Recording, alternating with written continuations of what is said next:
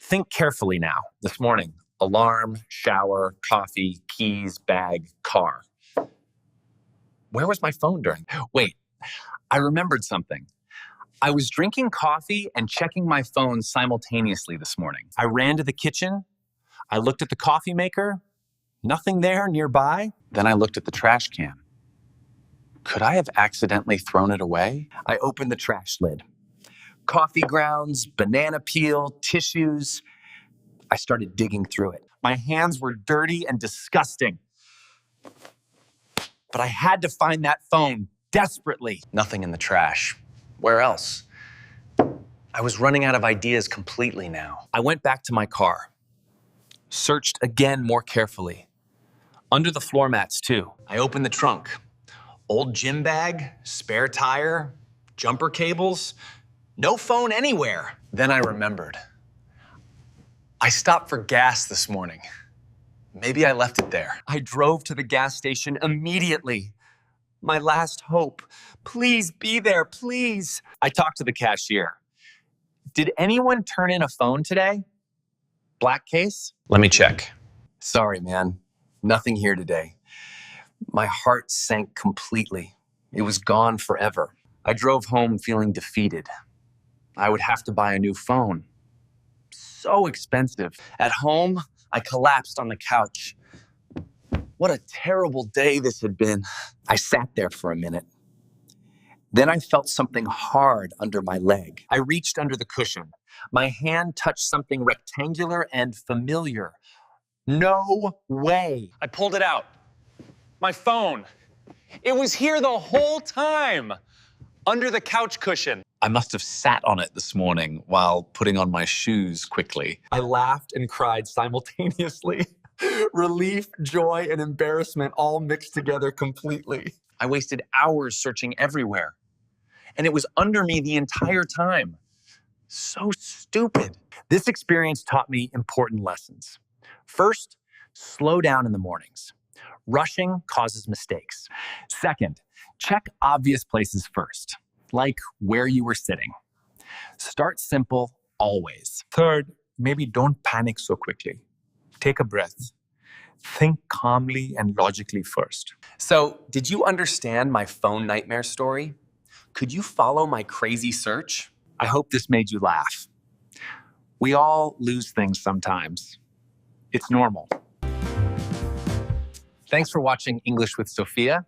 I'm Steve. Subscribe for more funny life stories. Comment below.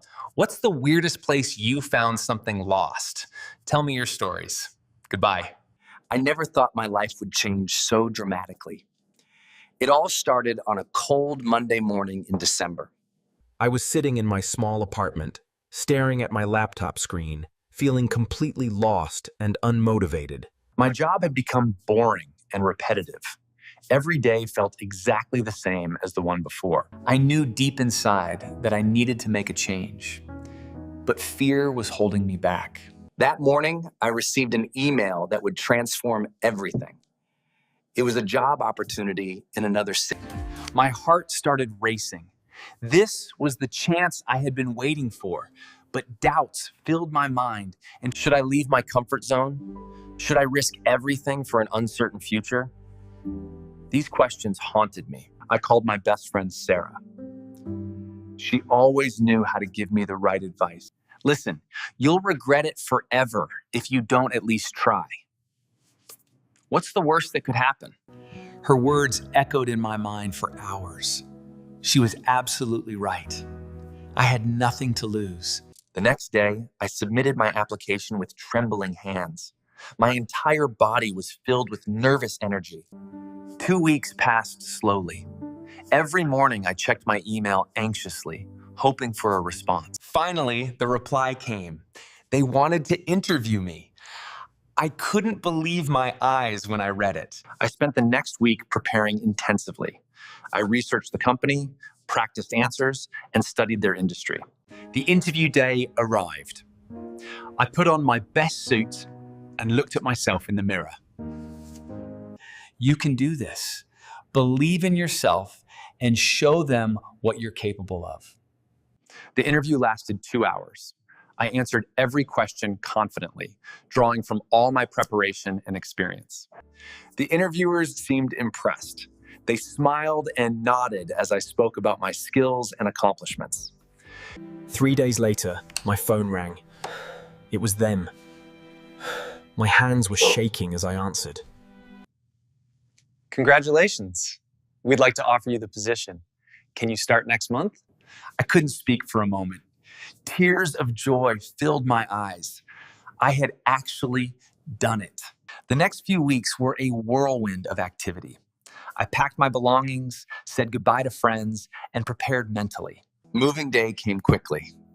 As I drove away from my old apartment, I felt both sad and excited. My new city was beautiful and vibrant. Tall buildings stretched toward the sky, and people moved with purpose everywhere. The first day at work was overwhelming. Everything was new, everyone was a stranger, and I felt small. But my colleagues were welcoming and kind. They helped me settle in and made me feel part of the team. My manager, Mr. Johnson, was particularly supportive. He believed in giving everyone a fair chance to prove themselves. The work was challenging but exciting.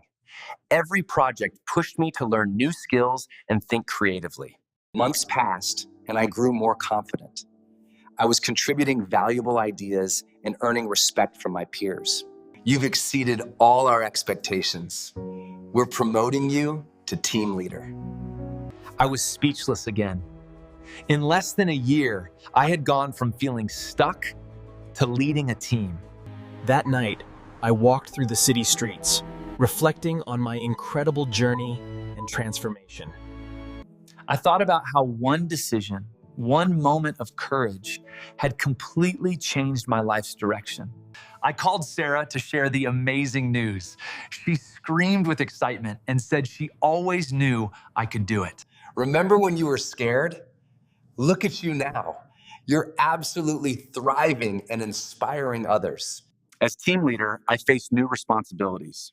I had to motivate others, make difficult decisions, and lead by example. It wasn't always easy. There were stressful days when problems seemed impossible to solve. But I learned that challenges are opportunities in disguise.